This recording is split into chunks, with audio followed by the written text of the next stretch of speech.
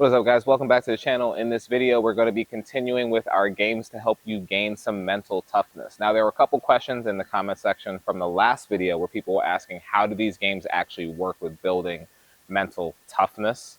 And the thing is, each one of these games kind of adds a different layer of pressure to the way that you practice.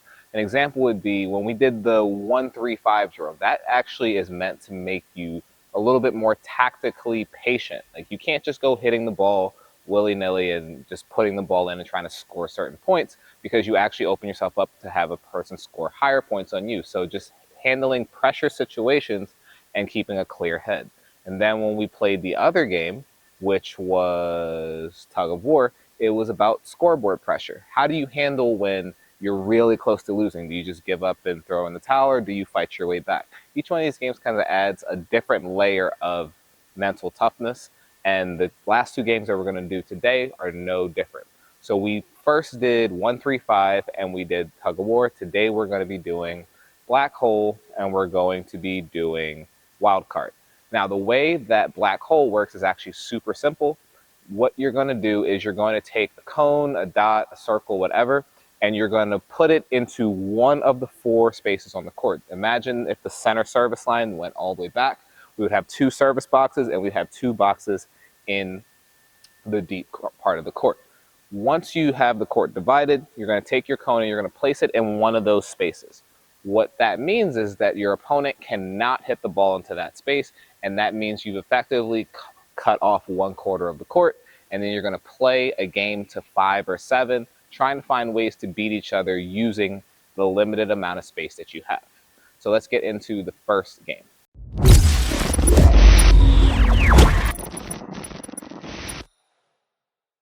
So as you can see, I've put my yellow X on that side of the court, effectively taking away the forehand corner from Chase. Chase will have to be able to play me only using the ad side and the short box on the service side of the deuce side. The main thing here is he has to basically use his brain and figure out how to work with the space that he's been given and still be able to put up a good fight in our game to 5 or 7 or 10 or whatever the score is. So here's an example of that game.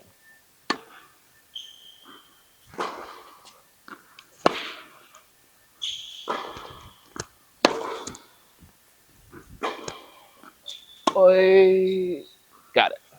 So I didn't mention this, but Chase actually blocked off the deuce side for me as well. So we're actually both missing the same space. Here you go.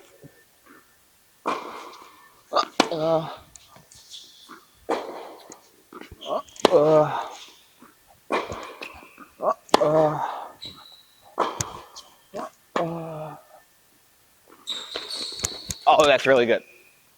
Smart choice.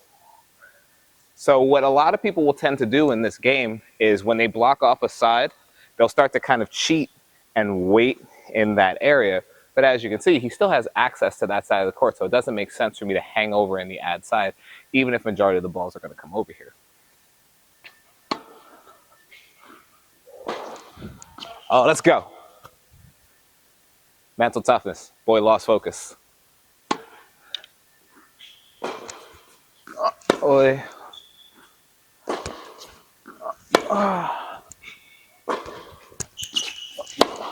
Oh, tried to go for the angle.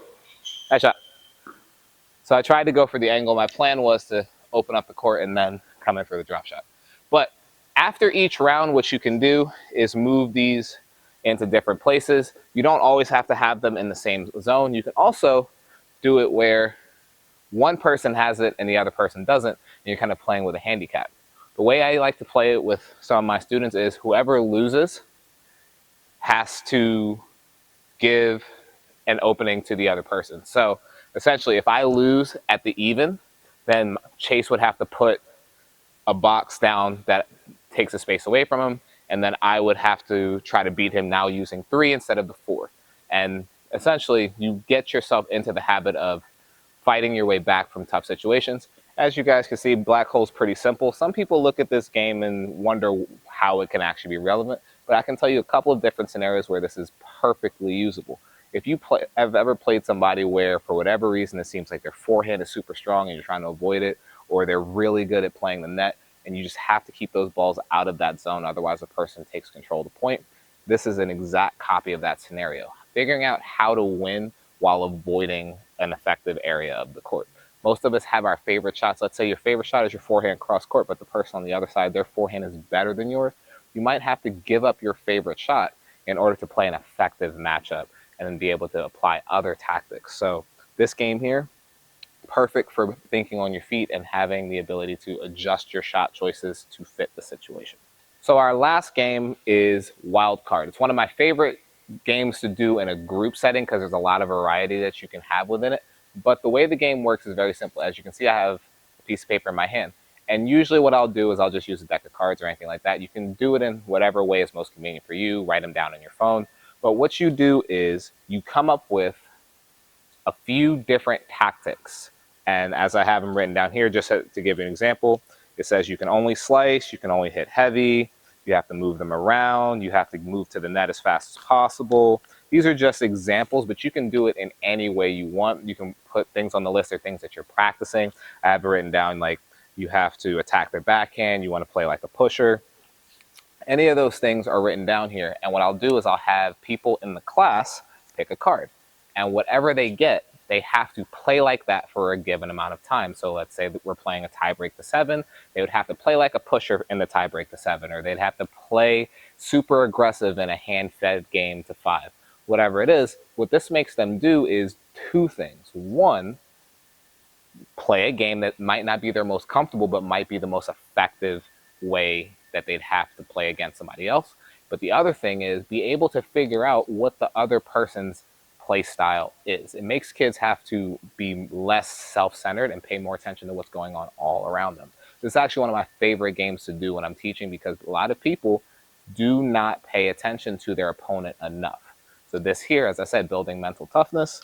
Can you win when you're playing somebody that might be playing the style that you don't like? Or can you win when you're forced to play in the way that's not the most comfortable? So here's an example of that. So Chase and I have both drawn our play style, and we would just play a game to 5, having to stick to that play style through the whole time. No matter what the opportunities are, no matter what chances you think this shot would suit better, you have to stick to the plan that you've set in motion. Ready, sir?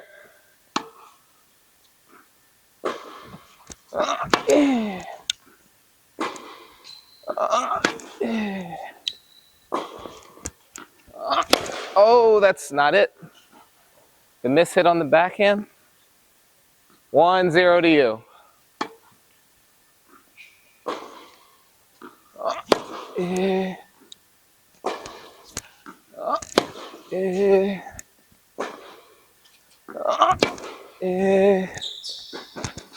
Oh.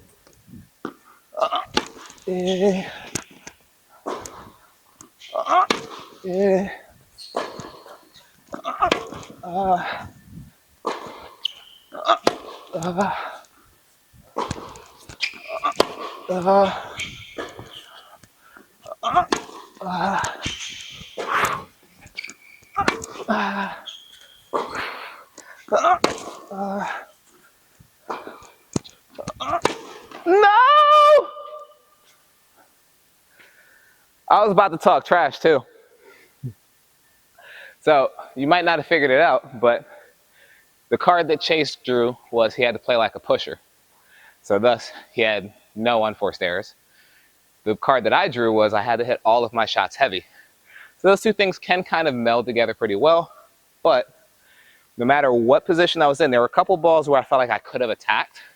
I couldn't actually do it. I had to figure out what's an aggressive way to use my heavy shot to my advantage. Meanwhile, Chase was just moving me around, keeping the ball in play, as a pusher would do.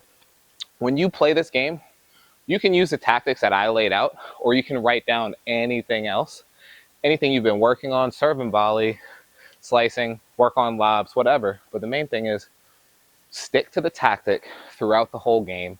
See if you can win with that tactic. And if you're losing, figure out why you're losing and make those adjustments within the play style. But that's going to wrap up the video, guys. As I said, I have a bunch of other games that do similar things, and I'll probably add them in as the months go on. But take these games, apply them do them in your own way, because there's obviously a scoring system, but you can change the things up to suit the things that you need to practice. If you're new to the channel, don't forget to like and subscribe. Send this video off to anybody that you know would benefit from these things. But until next time, I'll see you guys in the next one.